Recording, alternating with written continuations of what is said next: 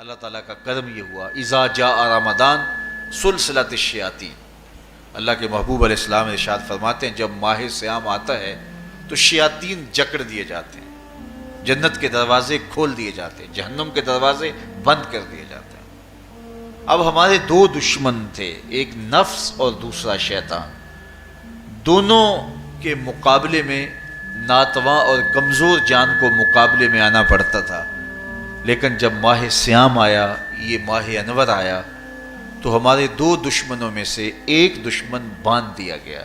اب ہمارا مقابلہ صرف ایک دشمن سے رہ گیا۔ دیکھیے، ماہ رمضان آتا ہے تو مسجدوں کے در کشادہ ہو جاتے ہیں، لوگوں کا رجحان دین کی طرف ہوتا ہے، جو 5 نمازیں بھی نہیں پڑھتے ہوتے ان کو تراویح میں بھی کھڑا ہوتا دیکھتے ہیں، اہتمام ہوتا ہے، نیکی کا، صدقہ و خیرات کا ماحول پیدا ہوتا ہے۔ ایسا کیوں ہے؟ کہ شیطان بن گیا، لیکن اس کے باوجود نظر بھٹک رہی ہے، خیالوں میں آوارگی ہے، اور رشوت کا بازار گرم ہے۔ کیوں؟ کہ ابھی نفس موجود ہے۔ تو نیکی کا جو ماحول پیدا ہوا یہ شیطان کے بن جانے کی وجہ سے، اور برائی کا ماحول اب بھی موجود ہے یہ نفس کے موجود ہونے کی وجہ سے۔ تو ہمارے دو دشمن ہیں جو ہمیں جادہ مستقیم سے ہٹاتے ہیں، ایک شیطان اور دوسرا نفس۔ اب جب ماہ صیام آیا تو شیطان باندھ دیا گیا، اب ہمارا مقابلہ صرف نفس سے ہے، اور یہ نفس شیطان سے بھی بڑا دشمن ہے۔ شیطان کو شیطان بنانے والا نفس، اور وہ ہمارے ساتھ جڑا ہوا ہے۔ ماہ صیام میں شیطان تو بند گیا لیکن نفس نہیں بندھا۔ اب ہمیں اپنے نفس کو کمزور کر کے اور اپنی فتح حاصل کرنی ہے اور تقوی کی منزل کو پانا ہے۔ اب شیطان تو اللہ نے باندھ دیا، اب نفس کو کیسے باندھیں؟ تو آئیے، نفس کی بندش کیسے ہوگی یہ کسی ایکسپرٹ سے پوچھیں گے کہ یہ کیسے اس کو باندھیں گے، اس کو کیسے قابو میں کریں گے۔ تو کسی ایسے شخص سے پوچھیں جو اس شعبے کا ماہر ہو۔ تو علامہ اقبال کے مرشد ملا جلال الدین رومی علیہ رحمہ کہتے ہیں آؤ تمہیں میں ایک معالج کا پتہ دیتا ہوں جو تمہیں اس بیماری کا علاج بتائے گا اور اس کی بندش کے طریقے بتائے گا۔ شیخ رومی علیہ رحمہ فرماتے ہیں ہفت شہر عشق را اتار گشت ما ہنوز اندر خم یک کوچام۔ عشق کے 7 شہر شیخ فرید الدین اتار گھوم چکے ہیں، اور میرے جیسا شخص عشق کے پہلے شہر کی پہلی گلی کے کونے پہ کھڑا ہے۔ اب اندازہ کیے کہ جن کا پتہ حضرت ملا جلال الدین رومی دے رہے ہیں وہ کس بلند مرتبے پہ فائز المرام ہے۔ فرمایا کہ وہ عشق کے 7 شہر گھوم چکے ہیں اور میں پہلے شہر کی پہلی گلی کی نکر پہ کھڑا ہوں۔ اب شیخ فرید الدین علیہ رحمہ سے پوچھئے کہ شیطان تو بند گیا، اب نفس کا وبال ہمارے اوپر پڑ رہا ہے، اور ہم اس کے باوجود ماہ صیام کے اندر گناہوں میں منہمک ہیں، تو ہمیں بتایا جائے کہ اس نفس کا علاج کیسے کیا جائے۔ ہمیں آپ کا پتہ بتایا گیا ہے۔ تو شیخ فرید الدین اتار بولے نفس نتواں کشت الا باسے چیز بات گوئم یاد گیرش اے عزیز۔ نفس نہیں مرتا، لیکن اگر 3 اسلحے تیرے پاس ہوں تو یہ ٹھہر بھی نہیں سکتا۔ وہ 3 اسلحے کون سے ہیں؟ خنجر خاموشی و شمشیر جو، نیزائے تنہائی و ترک ہجو۔ خاموشی کا خنجر، بھوک کی تلوار اور تنہائی کا نیزہ، یہ 3 اسلحے ایسے ہیں اگر تو یہ لے کر کے نفس پہ ٹوٹ پڑے تو پھر نفس کا مقابلہ تیرے لیے آسان ہوگا۔ خنجر خاموشی، خاموشی کا خنجر، اللہ کے محبوب علیہ السلام نے فرمایا من صامت نجا، جو خاموش ہو گیا وہ نجات پا گیا، کیونکہ انسان کی زندگی کی زیادہ آفتیں اس کی زبان کی وجہ سے ہیں۔ آپ اپنے گناہوں کا اور میں اپنے گناہوں کا اگر احتساب کروں تو ہمیں سب سے زیادہ گناہ زبان کے ملیں گے۔ آنکھیں بھی گناہ کرتی ہیں، ہاتھ بھی گناہ کرتے ہیں، پاؤں بھی گناہ کرتے ہیں، لیکن سب سے زیادہ گناہ زبان کرتی ہے۔ جھوٹ بھی بولتی ہے، غیبت بھی کرتی ہے، شکوہ بھی کرتی ہے، گالی سب و شتم اور کیا کچھ زبان کے گناہ ہیں۔ اسی لیے اللہ کے محبوب نے فرمایا جو تمہارے 2 جبڑوں کے درمیان ہے یعنی زبان، اور 2 ٹانگوں کے درمیان ہے تمہاری پارسائی کی جگہ، تم ان 2 چیزوں کی مجھے ضمانت دے دو، میں محمد تمہیں جنت کی ضمانت دے دیتا ہوں۔ تو انسان کے سب سے زیادہ گناہ زبان کے ہیں اور اس کی پارسائی کی جگہ کے. تو اس لیے میرے حضور نے فرمایا من صمت نجا، جو خاموش ہو گیا وہ نجات پا گیا. خنجر خاموشی، خاموشی کا خنجر نفس کشی کا ایک مؤثر ذریعہ ہے.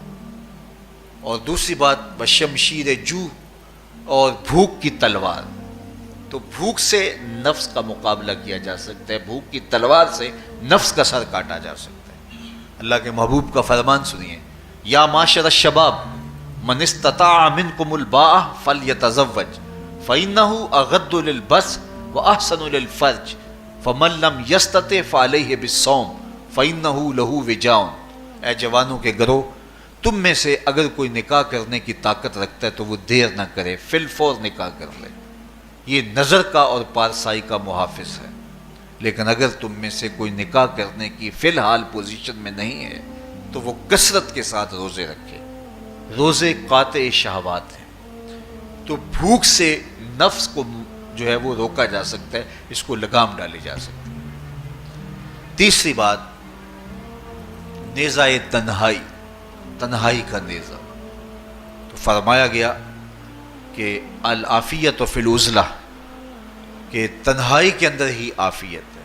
جب مجلسوں میں غیبت کی بدبو پھیلتی ہو اور چغلی کا ماحول معاشرے کا جزو لا ینفک بن جائے اور مجالس کے اندر نظروں کی پاکیزگی کا قائم رہنا مشکل ہو جائے اور انسان کی زندگی کے اندر گناہوں کا بہت بڑا سبب مجلسی زندگی ہو تو پھر اس سے تنہائی بہتر ہے. حضرت شاہ نقشبند بخاری فرماتے ہیں کہ فقیر کے لیے سب سے اچھی جگہ اللہ کا گھر مسجد ہے، یا کسی کامل صالح شخص کی صحبت ہے، اور یا پھر تنہائی ہے. چوتھی جگہ ہلاکت کے علاوہ اور کچھ نہیں ہے.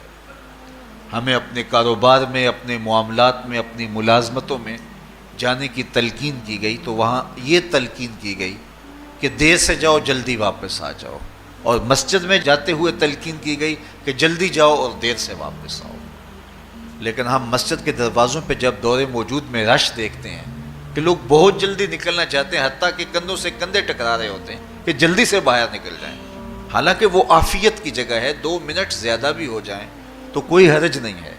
اور ایسے لوگوں کو بھی نکلنے میں جلدی کرتے ہوئے دیکھا ہے کہ لگتا تو یہ تھا کہ شاید یہ انہوں نے کسی ضروری کام پہ جانا ہے، لیکن باہر نکل کے بازار میں پھٹے پہ بیٹھے تھے اور مسجد سے نکلنے کی جلدی بہت تھی.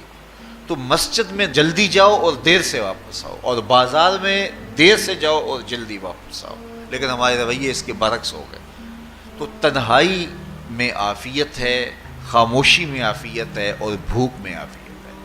اور یہ ساری چیزیں روزے میں میسر ہیں.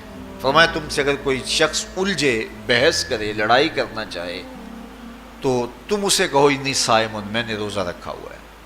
اسی طرح جو ہے وہ روزے سے آپ کو یکسوئی ملے گی، قرآن مجید کی تلاوت کا ماحول ہوگا اور تم بھوک کاٹو گے. اور یہ تینوں چیزیں تمہارے نفس کو کمزور کرنے والی ہیں.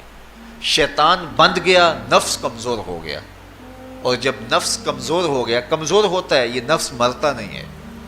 یہ تو کوئی ہے باج فقیراں کسے نہیں ماریا، باہو ظالم چور اندر تھا. یہ اندر والا چور جو ہے وہ اتنی آسانی سے قابو آتا ہی نہیں ہے. یہ پھر سر اٹھا لیتا ہے. اس کو جتنا کچلو، یہ کچھ عرصے کے بعد تھوڑی سی خوراک ملتی ہے تو پھر سر اٹھا لیتا ہے. حضرت بایزید بستامی کہتے ہیں میں نے اپنے نفس کو ایک دن کہا کہ میں تجھے خوراک بھی نہیں دیتا اور تو پھر بھی موٹا تازہ ہے. تو میرے نفس نے مجھے کہا کہ اے بایزید، جب تم بازار سے گزرتے ہو تو لوگ انگلیاں اٹھا اٹھا کہتے ہیں یہ بایزید جا رہا ہے، یہ بایزید جا رہا ہے، تو مجھے میری غذا اور خوراک اس سے مل جاتی ہے. تو یہ خوراک ہوتی ہے نفس کی. تو نفس بہت ظالم ہے اور ساری زندگی اس سے لڑتے ہوئے گزرتی ہے. وہ کسی نے کہا تھا نا، تمام عمر طوفان سے کھیلتے گزری، نیا کے ڈوبنے کا ڈر بھی رہا. تو یہ ساری زندگی اس طرح ٹکراتے ہوئے سے گزرتی.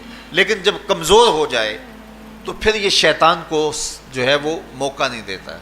لیکن اگر ماہ صیام میں ہمارا کمزور نہ ہوا، صرف ہم نے بھوک ہی کاٹی اور باقی اپنے معمولات وہی رکھے، تو میرے حضور نے فرمایا جس نے جھوٹ اور برے کام نہیں چھوڑے اور جھوٹے کام ترک نہیں کیے اس کے بھوکا اور پیاسا رہنے کی اللہ کو کوئی ضرورت نہیں ہے۔ روزہ تو ایک مشق تھی، یہ تو باطن کی تطہیر کا ایک ذریعہ تھا، یہ تو من کی تہذیب کا ایک ذریعہ تھا، یہ تو نفس کی شر سے اپنے آپ کو بچانے اور شیطان کے مکر و فریب سے بچانے کا ایک ذریعہ تھا۔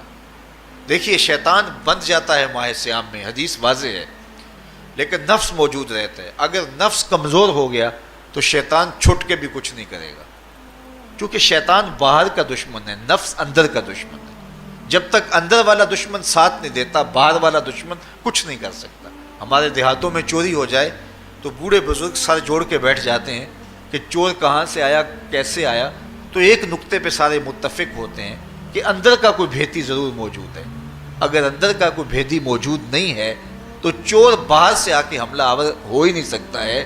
تو شیطان باہر کا چور ہے، نفس اندر کا بھیتی ہے، اور اگر یہ اندر والا باہر والے کا ساتھ نہ دے تو شیطان انسان پر حملہ آور ہو ہی نہیں سکتا۔